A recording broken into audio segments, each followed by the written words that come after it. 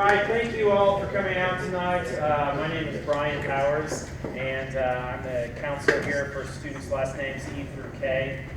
We really appreciate you all coming out for this presentation, and hopefully you learned a lot about it. We are going to have next week on the 11th will be a FAFSA completion night, but also 21st Century Scholars night. So for any of you who are 21st Century Scholars, we will have someone from the 21st Century Scholars here to kind of help guide you through the steps. That is a great scholarship, and you want to make sure you take all the proper steps. So if that is you and you need some help going through that, then make sure you show up to that as well.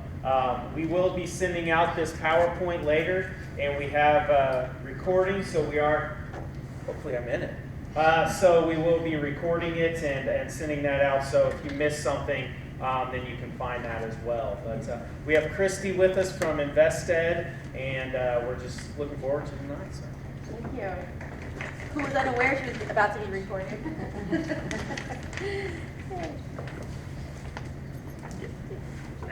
Did everyone get or did anyone not get a booklet that needs one, or a survey? So my name is Christy. I'm from InvestED. We travel around the entire state of Indiana and talk to students and families about planning and paying for college. So by raising hand, who's 9th grade or parent of? Raising high so I can see you. How about 10th grade? And 11th grade? Nice. Any seniors? Okay. Wonderful. So we've got a good mix. And the information is a good mix for all of the ages, right? So some of the things that we're going to talk about tonight is why go to college? Why is it even important? Choosing the career and major, type of school, different types of financial aid, the FAFSA, understanding college costs, and the impact of social media. Can you guys in the back hear me okay? Yeah. Okay. Now, in the booklet, on the back is our contact information. So there's phone number, email address, should you have any questions down the road. Also, if you have any questions as we're going through, just raise your hand, okay? A lot of the information is in the booklet that you've got in front of you. Also, there is kind of a notes section in the back where you can take some notes if you'd like to. Another cool thing to note here is that there's a couple of checklists. So it starts with junior year checklist. For those that are juniors, to kind of know when do I need to do what to be on track for college, okay? So we've got junior year and then senior year, okay? So again, as I go through, if you have questions, just let me know. First thing, look on your booklet, page 3. And you're going to see a chart there that kind of simplifies why is college important. Okay? So you can see from the chart that the higher the education, the higher the earning potential, right? Also, lower likelihood of unemployment. Okay? So less education received, higher chance of not being able to find a job. So that's kind of the basics, right, of why it's important to have some higher education. Along with that, it can be a little expensive, right? So about 70% of college graduates have some sort of student loan debt, right? The goal of InvestED is to help families know some options to reduce that student loan debt, right? Be able to utilize all your resources available to keep that to a minimum. Okay? About 50% of students are surprised by how much student loan they have. A couple of reasons for that. First reason, you get it year by year, so it can kind of creep up on you. Secondly, people receive things that they're not sure what it is. This is money I have to pay back. This is free money. That's what some people are unsure of, right? Money that you pay back could still be called financial aid. So that's why there's a large amount surprised by how much they owe after graduation. So again, another goal is for you to not be surprised, to know exactly what you're receiving. Okay? Average student loan debt about $37,000. That's a monthly payment about $350 a month. Okay? Now, getting back to freshman, sophomore, junior year, kind of thinking about what you want to do when you grow up. So there's a great website that you can write in your notes section, mynextmove.org. Okay? Any students have some ideas of what they want to do out of high school? Any jobs that you're thinking about or careers? You can shout it out. Chem major. Chemistry, so what do you do with that? What job? Chemist? Yeah. Okay, thank you. What else? Teacher, wonderful. Which you do what with?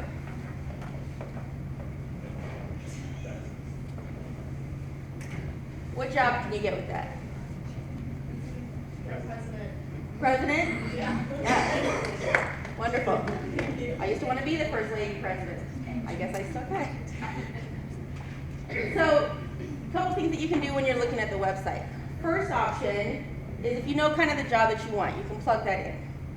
Middle option is you kind of know the industry, but maybe not the specific job title, right? So say you like working with cars, you can plug in automotive industry and see what kind of different jobs there are available in that industry. Third option is if you're really not sure, or you just like taking assessments, right? So you go in and it's going to ask you a series of questions. I like working with my hands, from frowny face to smiley face. I enjoy working with numbers, again, rate it. All different kinds of questions to kind of get a feel for your personality. And at the end, it will say, based on how you answered, here's some careers that might be good for you, okay? So just kind of give you an idea. Even if you know what you want to do, I would still take the assessment just to see what it says, okay? So let's say we plug in something specific like registered nurse. Anyone thinking about becoming a nurse? Maybe, okay. So let's say we plug in registered nurse. My favorite thing on this website is that it tells you the type of personality that works well with this job, which I love that. A lot of times we don't think about that aspect of it, right? If you're going to be a nurse, what type of personality do you need to have? You need to be very caring, very patient, really detail-oriented, right? If you're going to be a chemist, what kind of personality do you need? Analytical. Yes, and I can see already that you are. What else? Maybe memorization? Exactly. Yeah. Science skills. Absolutely. Right? Teachers, same kind of things with nurse, the patience, right? That could be a big part, the patience factor, working well with others, dealing with parents, that kind of stuff, right? So it tells you these are the kind of personality traits that are great for this career. And then it shows you how much education you need for this career, which is also wonderful because if you're thinking, I can maybe do 4 years of school, but it's telling you you need a master's degree, then you want to kind of look around a little bit more. It also shows you the job outlook. So registered nurse, bright outlook, right? We're going to always need them. So you want at least average and above. It also shows you average salary. And you can even narrow it down by state. So if you plan to stay in Indiana, work in Indiana, what is it for Indiana, right, comparatively? So let's say what you plugged in seems pretty close to what you'd like to do, but there's a few little red flags for you. There's an option that says explore more, and it gives you some other job titles that are kind of in that same vein, but slightly different. So maybe there's something similar that requires less education or makes more money, that type of thing. So it's a great resource to do some research about some careers that you're thinking about. Moms and dads, it's good for you too, right? I'm still wondering what to do when I grow up. Just kidding, I love doing this. Another option, so four-year school may not be for everyone, right? And that's okay because we've got a lot of need in all kinds of variety. So there's a grant through the state of Indiana. It's called the Next Level Grant. Workforce Ready Grant, it's called Next Level Jobs. And you can write that in the notes section too, Next Level Jobs. So the state of Indiana has found 5 career fields that are in high need. We need a lot of people in these fields, and they're high-paying jobs. Also, all of these jobs require an associate's degree or less, okay? So what it does, the grant matches a student up with typically a company, right? They put the student through typically about a 6-month certification program. Once they complete that, the company hires them on, right? Win-win for the company, win-win for the student. 5 main fields, we've got advanced manufacturing, building and construction, health and life sciences, IT and business services, transportation and logistics. This covers a huge range of careers, okay? Let's say we plug in construction, click on construction. It's gonna show us how hot is this field, right? By the number of flames. Also, some current and actual job titles. And you can even click on job postings to see what kind of jobs are out there right now, okay? And then it shows you how much education is needed. And you'll see it ranges basically from high school to associate's degree. Typically, it will be a certificate program, okay? And then it shows you the salary range. So on here, it ranges from about $39,000 to $82,000, right? So they're good paying jobs that require associate's degree or less. And then you can click on training. Where can I get this started? Where can I get this training? Okay, so it's another avenue that's available. Now, students, when you're thinking about what you want to do when you grow up, you want to kind of have some goals for your future, right? Anyone have some goals for your future that you can think of offhand? Anyone want to buy a house someday? Anyone want to have a nice car? Who likes to travel? Travel? Who likes pets? Okay. All of these things are wonderful goals. They all cost money, right? The ones kids, they cost money. So think of things that you want to have in your future. What do you want your future to look like? And then how will you make that happen? So my son's in 7th grade. He would like a mansion and a gold Lamborghini. However, he doesn't want to do his homework at night, right? So like we've got to think about these things. If you want this, you got to do this, right? They've got to match up. Pipe dreams. So there's some things that you can do to kind of get an idea of what kind of career might be good for you, okay? So let's say you already have a pretty good idea. You can do some job shadowing, right? Talk to someone in that field.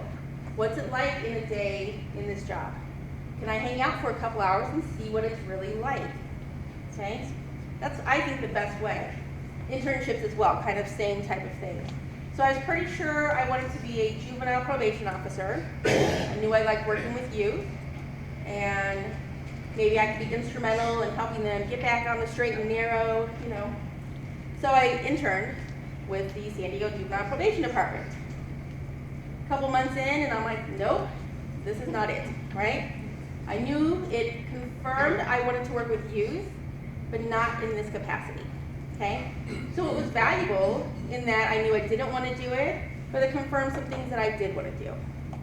You want to give yourself those kind of opportunities. My favorite way is volunteering, right? Volunteer work is a win for you, a win for those you're helping, right? It also gives you an opportunity to experience different things that you may not otherwise be able to, right? Let's say you go volunteer at a food bank, and the coordinator says, hey, will you take these couple of people over, organize this section here? You go over, you get it done, and you think, wow, I feel like I was actually a really good leader. And our organizational skills are amazing. So you found this out about yourself by giving yourself the opportunity to do so, right? So any kind of volunteer work that you can do, number one, it's gonna look great for college applications, scholarship applications, and help you learn more about yourself, and first and foremost, help others, right? So that's a win there. And you've got opportunities everywhere to volunteer. Another great site that I really like is College Navigator. That's listed in your book. So let's say you've kind of decided what you want to do, you've done this research, you've been volunteering, you've got kind of a great idea of what you'd like to do. Now you've got to figure out where to go to school to do this. Okay, so College Navigator helps you with that. Anyone have any ideas of where they might want to go to college? I do. I do. Wonderful. Thank you. Yes. University of Florida. Okay. The Ohio State University. The Ohio State. Okay. My coworkers would be fans of you. Anyone else? So you can plug in at the top the name of the school. And it's going to give you some information. Let's say you're not sure where you'd like to go, but you know what you want to do, right? So you want to be a teacher. So you can plug in, browse for programs, choose teacher or education, right? Then you can put how far from home you'd like it to be. Choose your state. Choose the type of school, public school, private school, 2-year, 4-year, the program that you want. Choose show results, and it's going to show you all the different schools that have this program that you're interested in. Okay? And I recommend looking at least 3 schools. So this is a great way to do that. Okay? I was talking to a gal the other day. She's a senior, and she said she was going to go to Purdue and study archaeology. She was set to go in her mind. And I said, that sounds wonderful. There was a guy there that worked at Purdue, and he said, oh, hey, Purdue does not have an archaeology program. Right? So her dreams were dashed right then. No research had been done, just what she thought in her mind she wanted to do. Okay? So now it's kind of back to square one. Okay, where am I going to go? Am I going to change what I want to do? That kind of stuff. So a little research can go a long way. Okay. Now, once you plug in a specific school,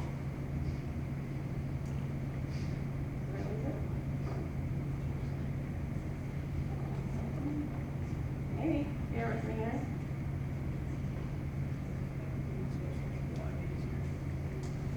I could have a dead battery. I'm going to check. Once you choose a specific school, it's going to plug in, it's going to show you a whole bunch of information. How many students go to this school, what is the graduation rate, what is the acceptance rate, average high school GPA. It's going to show you all of that kind of information. So again, when you're comparing at least 3 schools, this will help with that. Bear with me 1 second.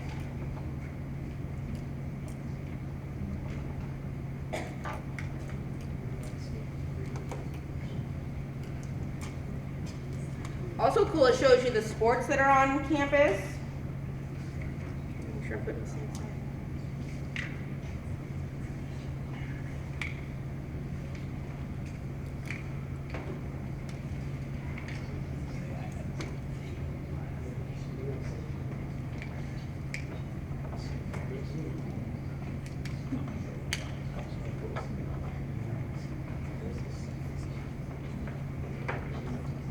I apologize.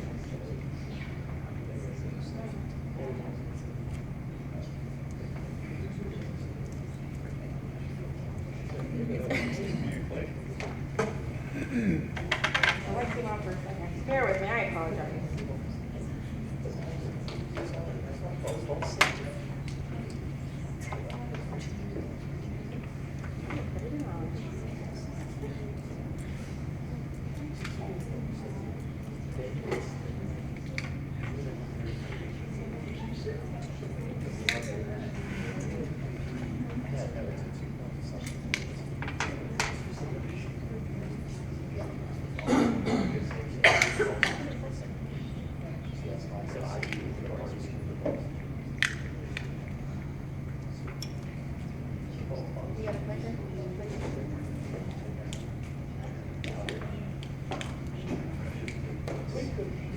So it shows you all the general information about the school. And again, a great tool for when you're comparing. What kind of signal would you like me to give you?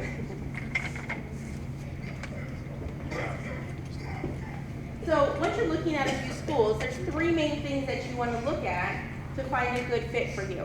Number 1, academically. Does it have the program that you're interested in? Right? That seems very basic. But again, we've seen how not doing the research and assuming can get you into trouble. So make sure it's got the program that you're interested in. And not just do they have it, are they known for it, and is it a good program, right? Equally as important. Also socially, that is also very important. Are there clubs that you're interested in? Is there activities, student unions, sports events? You want to make sure that socially it's a good fit also, okay? And then financially, can you reasonably afford to go to this school, okay? I recommend comparing at least 3 and visiting any that you're very serious about, okay? So my coworker and his son were looking at schools. They found one that they thought was perfect, right? Looked online, everything looked great, everyone's smiling and like having a picnic under trees and stuff, you know. They talked with admissions reps, and sounded wonderful, and he's like, you know, I really feel like this is the school for me. It's 10-hour drive north, right? Okay, I'll drive you up there, right? Seems like a good fit. We know we need to check it out. So they drive up there about 10 hours. Coworker drops his son off, goes to a couple classes, talks to students, gets a feel for the campus, calls my coworker, hey Dad, can you come get me? This is not the school for me, right? In a couple hours he could tell it wasn't the school for him, because being there, you can feel it way more than what you're seeing online and talking to admissions, okay? So it's super important to go and get a good feel for the school, okay? Now let's say that you don't do any research and haven't looked into, put some good thought into what you want to do, what you want to major in, where you want to go. That can lead to changing schools and changing majors, which causes what? Money. Takes longer and it costs more. Yeah. Exactly. Did I do that or did you do You that? did it. So there's what's called credit completion. Now when you go to school, different than high school, currently you're in about 35, 40 hours a week in class, right, students? When you go to college, it's a little bit different. So to be an on-time student, you want to take 15 credits per semester, right? So each class is typically 3 credit hours. And that's exactly how many hours a week you are in class, okay? So that's typically 5 classes per semester, 15 credits, okay? So after 2 years, 60 credits, that's an associate's degree. After 4 years, 120 credits, that's a bachelor's degree, okay? Now let's say you decide to not take 5 classes, but take 4. It's still full-time, it's still 12 credits, that's still considered a full-time student. Well, look what happens then. It takes a full year longer to graduate, a full year longer. A full-time student at 12 credits still takes 5 years to graduate, okay? That's more money, less time that you're in the workforce, etc., okay? So being on time is extremely important. Also, if you're receiving any state of Indiana grants, they will not cover anything on a 5th year. So another reason why it's very important. All right, we'll talk a little bit about some different types of financial aid. The term financial aid is extremely broad, okay? So it can mean a mixture of gift aid, which is free money, and self-help aid, which is something you may work for or have to pay back. It's all called financial aid, okay? So we'll talk about the good stuff first, the grants, which is free money, okay? Grants typically come through federal or state, okay? So we've got the Pell Grant, which is determined by the FAFSA that you'll do. So $61.95 per year. The amount tends to go up every year for maximum eligibility, and this can be received every year, okay? FCHS grant, $100,000 to $4,000 per year, again based on financial need. There's the Teach grant, which I know we have at least one thinking about being a teacher. The Teach grant is $4,000 per year for up to 4 years. However, there is a caveat to that. So once you graduate, within 8 years, you're required to teach for 4 years at a high-income, low-need school. Nope. Low-income, high-need school. Reverse. Low-income, high-need school. If you do not meet that requirement, anything that you received in that grant is now a loan that has to be paid back. Okay? And that's important to note for anything that you receive. Make sure you know all the caveats to it, right? Is there something that will cause this to change? Do I have to have a certain GPA, certain attendance, take certain classes to be able to get this or keep this? Is there anything that could cause it to go from free money to something I have to pay back? Make sure you know the ins and outs, okay? There's also state grants, 21st Century Scholars, Franco-Bannon grant, and again, once you complete the FAFSA, you'll get more information on eligibility for that. My favorites is scholarships, again, free money. Page 7 in your booklet is where you will see some information about that. So the orange box shows you some national search sites, free national search sites. Okay, students can register with these sites It will match you up with scholarships that you may qualify for, okay? You also want to look closer to home, right, at your local and community scholarships. Mr. Powers, do you guys have on a school website list of local scholarships or anything? Yeah, we have on our counseling page website, there's a scholarships and links to different scholarships. There's a Google page for it. Wonderful. So make sure that you're taking advantage of that and looking to see what's available close by, okay? So your community foundation, businesses. If you're working as a student, does your job have scholarships? Parents, do your jobs have scholarships or tuition reimbursement that can be used for a dependent? Check those things out, right? Churches, civic organizations, Lions Club, Kiwanis Club, Key Club, they all do scholarships, okay? I recommend starting scholarship search no later than junior year. A lot of people wait till senior year and you're missing out on free money, okay? So a lot of them, once you're 16, you can start applying, which is even end of sophomore year, right? So you can always start researching though at any point, okay? Find ones that you may qualify for, find out when the deadlines are, and when you can apply, so you've got a plan, okay? Again, this is free money. Now some tips for looking for scholarships. A lot of them are gonna want essays, right? Why should we give you the money? Why are you interested in this topic? That kind of thing. You don't want to have to reinvent the wheel every scholarship that you apply for, right? So if you have a few generic, specific to you, essays that you can kind of change key pieces here and there, that you can plug into scholarships, that will make it a lot easier, and you can apply for a lot more, okay? No deadlines. You don't want to miss out on free money because you've missed a deadline, okay? Very important. I don't know any that have flexibility on deadlines. They set a deadline, that's pretty set, okay? Balance your time, make sure that you've got a plan for applying. Again, don't wait till this time senior year. I talked to many students that are a senior at this point in the year and haven't started looking for scholarships. And honestly, they're gonna miss out on a lot of free money. So start now. Every single one can start now. Whether you can apply yet or just do some research, you can start now. You'll be very glad that you did when you're getting this free money. And you don't stop applying for scholarships until you're graduated college, right? Again, a lot of students stop after senior year in high school. Then you know, this is when I apply. You continue applying for scholarships all through college as well, okay? Here's some places that have scholarships. All those restaurants. McDonald's actually has really good tuition reimbursement for students that work there. There's a Make Me Laugh scholarship. Whoever submits the funniest life story, $1,500 scholarship. These outfits, I don't know if you can tell how amazing they are. These are prom outfits made entirely out of duct tape, right? So it's a national scholarship that's done every year.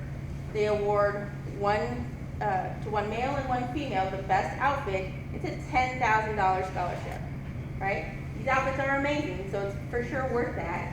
It's like probably $2,000 in duct tape, but it's a $10,000 scholarship. So there's just very unique scholarships out there. There's scholarship if you are red-haired and left-handed, right? So find something that makes you unique and see if there's a scholarship for it, right?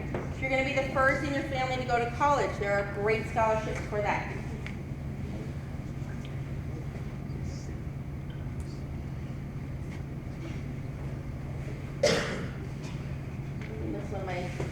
The screen I think I just missed was InvestED gives away 5 $1,000 scholarships. So again, page 7, you'll see a little blurb in teal about it. So every student, as soon as you're 16, can apply for the InvestED scholarship, right? So we do 5 $1,000 scholarships every year, and we do a random draw. So it will likely be the easiest scholarship that you apply for. We don't look at grades, we don't look at an essay. It's very basic information, random draw. Okay? And you can apply every year. Also, this is a little trick, if the student applies and then one parent also applies with a different email address, you'll technically get 2 submissions, okay? So it's kind of a way to increase your luck there. So now that we've looked at some of the free money options, we're gonna look at the self-help aid. First being employment, right? I do recommend working part-time while in college. A couple of reasons. Number one, you're earning money to help pay for school, right? When you're working for it, you're gonna value it more, number one. You get some jobs, some interview experience, as well as, most importantly, building time management skills, okay? I'm a case in point for this situation. Freshman year, I've been working all through high school, 14 and up. My parents made me save half of my income for college, right, which was $4 an hour time. Saving half of that paycheck every other week. And so I get to freshman year of college, and I didn't have to work, right? I paid for one whole semester of college, working for 4 years. So, second semester, also, I didn't have to work, so I had all this sudden free time. So I just stayed up all night watching 21 Jump Street with my man Johnny Depp, right? Now y'all know how old I am. So here I am in trouble. I'm out of money, my grades are terrible, I've just not done well freshman year, right? First semester. Second semester, I've got to get a job so I can stay in college. I get a job, now I've got to get myself together, right? Now I've got to get all my schoolwork done, make sure I'm at all my classes, and do well in my job, right? Grades skyrocketed, time management skills kicked in, right? Because I had to live through that and experience it. So that's why having a job for me, especially, helped the situation, right? And it's generally recommended. Statistics show that students do better grade-wise if they're working while they're in school. A couple ways that you can work. There's federal work study. That's where you work directly at the school. It could be in the library, the bookstore, maybe in your department, right? If you can get one of those jobs, they're great to have. The school will work with your schedule. Sometimes they have payment agreements where you can say, keep all of my earnings, put it towards tuition, or do a 50-50, or just pay it all to you, right? So some schools will allow you to kind of manage that money that way, help you budget. Okay. Another option is just working part-time. If you're going to work, you want to find a job that does tuition reimbursement, which I surely wish I had known. Tuition reimbursement is a benefit that employers offer where they say, we'll pay you $2,500, $5,000 per year towards your schooling, okay? I know of 4 places offhand that have programs like this. There's FedEx, Home Depot, UPS, Lowe's. They all have programs perfect for students. You don't have to have worked there a certain amount of time. You don't have to work in there a certain amount of hours per week, and they will give you money for college. So if you're going to work, make that work for you. Okay. Now there's also college savings options. Any students taking AP or dual credit classes? Wonderful, good. So these kind of serve as a piggy bank of credits, okay? So remember those 5 classes that I talked about earlier, the 15 credits per semester? Sometimes you've got a pretty heavy workload, right? So say you've got 4 classes and you're thinking, if I take one more class, I'm likely to fail them all, right? Oh yeah, I've got some credits that I took in high school that can take the place, okay? So those kind of help to fill in those gaps when needed. So if you can take AP dual credit classes, I would do so and save some money as well, possibly some time, depending on how many you take, okay? Then you want to think about, are you going to live on campus or commute?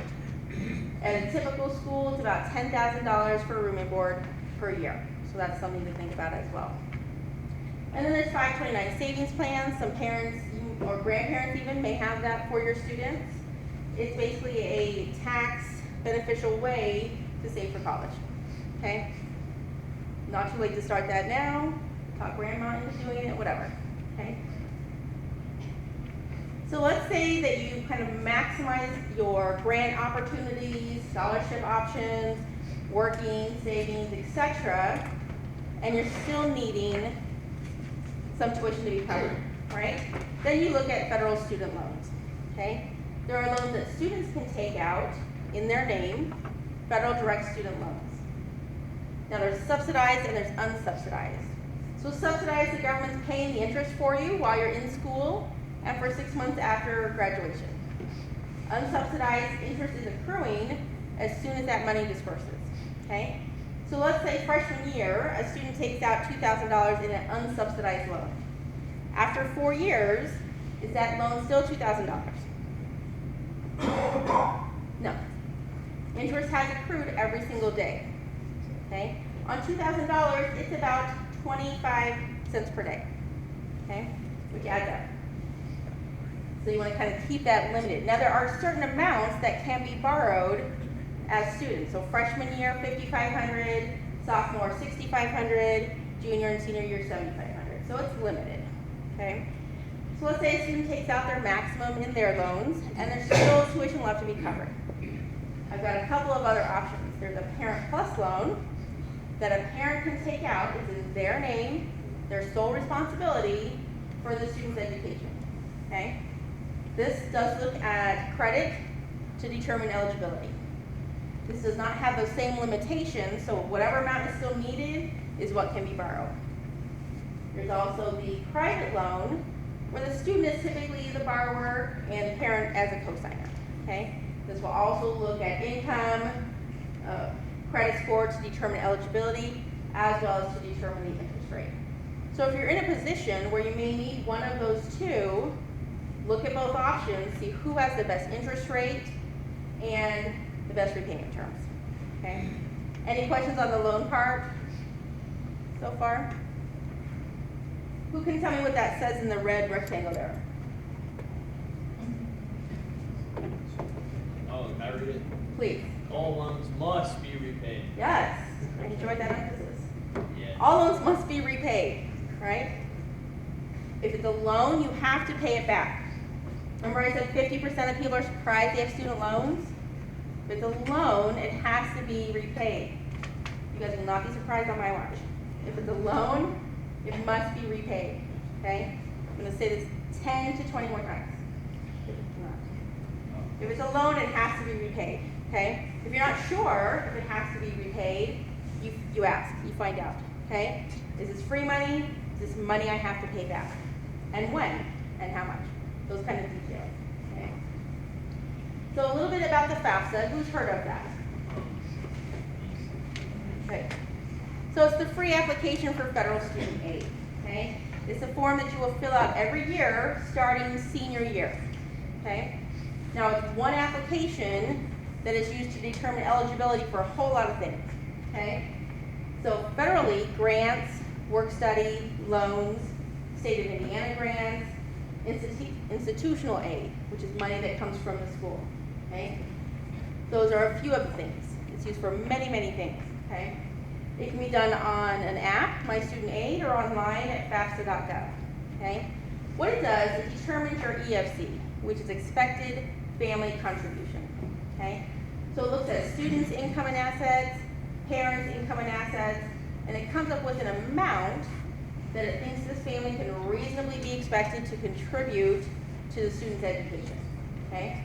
That doesn't mean that's how much you're paying. It doesn't mean that's how much aid you'll receive. It's a number used to determine eligibility, okay? So October 1st every year is when that opens. So when you guys become seniors, October 1st and on is when you'll do your first FAFSA, okay? April 15th is the deadline every year for state of Indiana grants. Some schools, some scholarships want you to have this completed earlier, okay? So again, know your deadlines. Back to that. So a little bit about comparing college costs. Now I mentioned that you should compare at least 3 schools when you're looking, okay? So there's what's called a net price. So that takes how much it costs to get there, minus the free money that you'll receive, and whatever's left is the net price, okay? Here's kind of an example of how that breaks down, okay?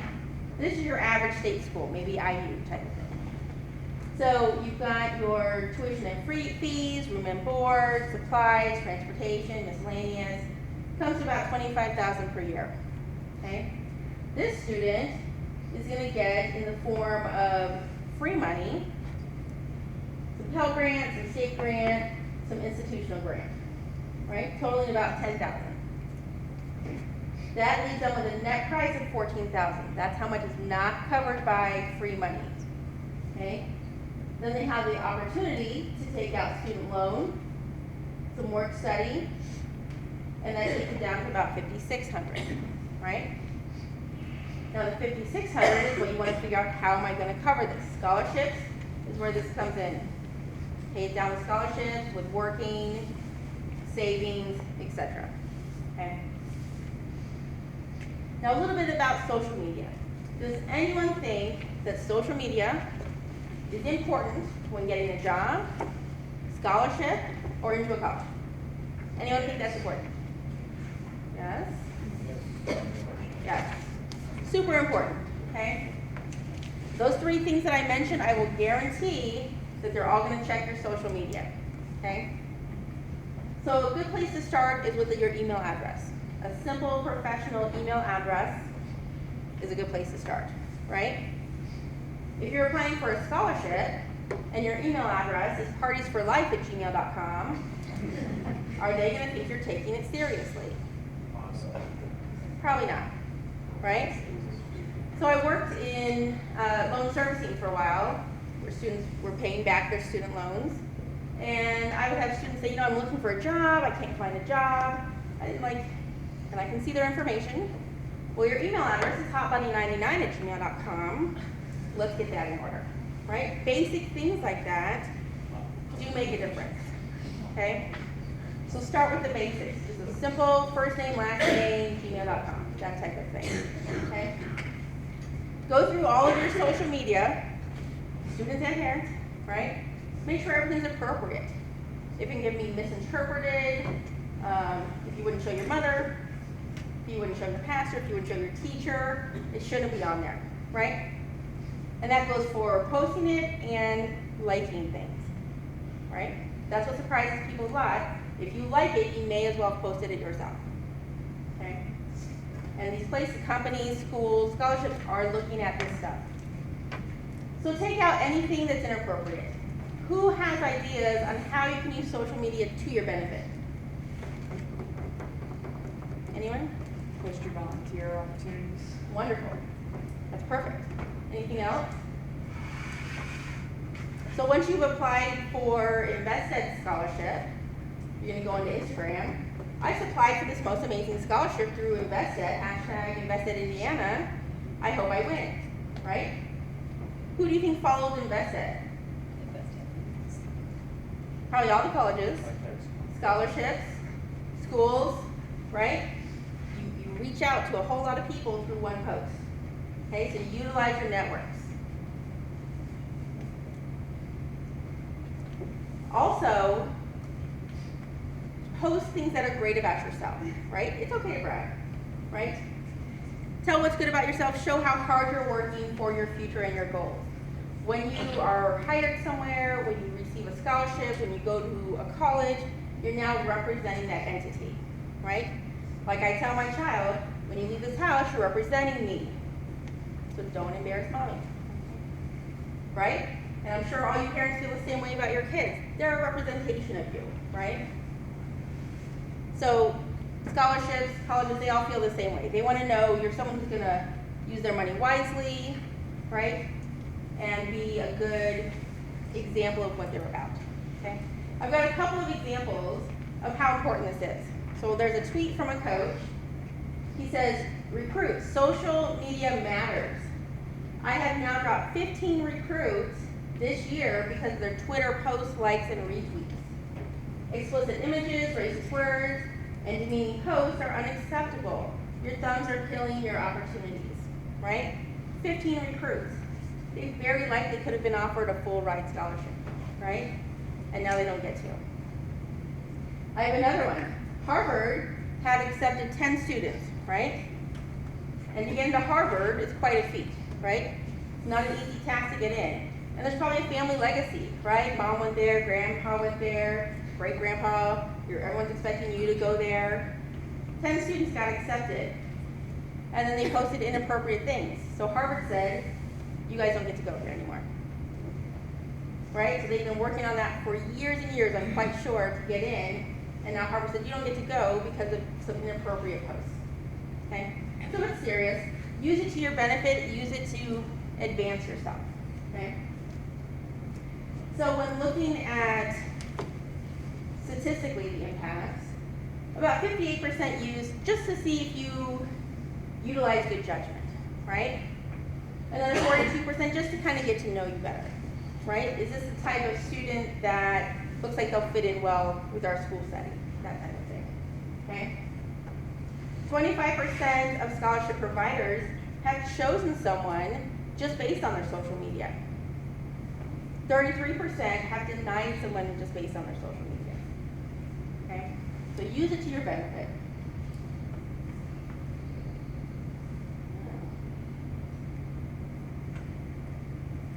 Cutting out again, I apologize. Speaking of which, we post on Instagram our events that we do. I would love if you guys would hold up your booklets so I can take a picture for our Instagram.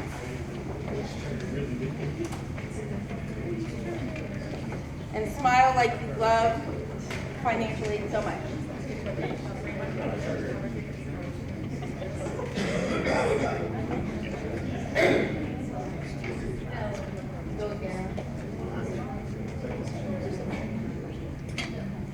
Now also our website is a great resource, InvestEdIndiana.org. I'm going to do a couple to try to get a good angle for everybody.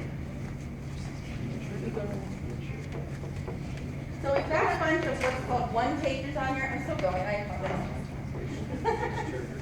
Little arm workout.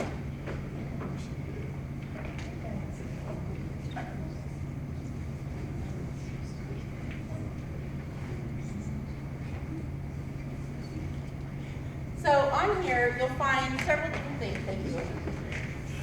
Pages of interest, now and in the years to come, right? So we've got FAFSA checklist. What are you going to need to be able to fill out the FAFSA? College search questions. Questions to ask of schools that you may not think of. I love these questions that are on here, because again, I don't think people on average think of these questions, but they are important to know. Scholarship help, what to do after you file the FAFSA, etc. So take a look at that at our website. And here's my contact information. If you have questions down the road, feel free to call or email me. Does anyone have any general questions at this time? I will also be available if you have personal questions when we're done. Yes?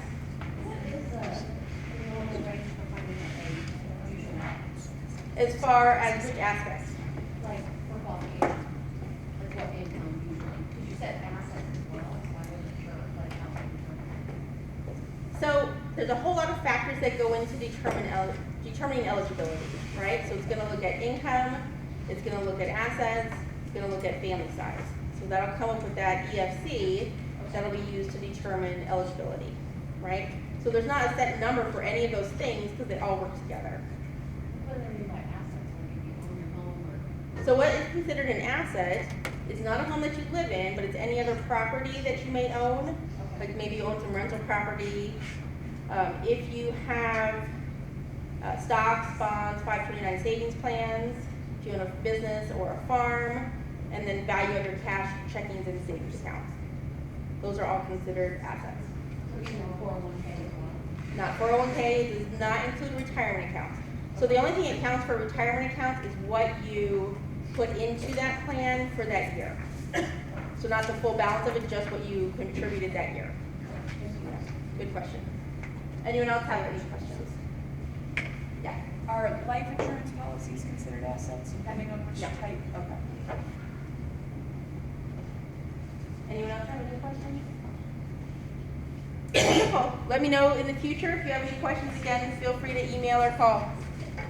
Real quick, we send out the guidance news and notes emails every week. So if you're not getting that, then let the counselor know, and that way we can get the correct email on there. For that, we've sent out the link for all the Indiana colleges and all the information for that with hyperlinks to all Indiana colleges, kind of the grade point average that they that they are looking for, the SAT scores, tuition, when to apply by, when the application deadline is. So just go ahead and take a look at that. That will really help you out as well. The grade point average, if you're looking and you're like, it says, 3.3 and you have a 2.8 or something, that's not set in stone. The SAT, ACT scores that they accept aren't set in stone either, but it's just kind of a general guideline for that. So just take a look at that and see if that helps you out as well. I think that's where all Indiana colleges are on there. So it's very good. Thank you again to Christy, and if you have any questions, just let us know.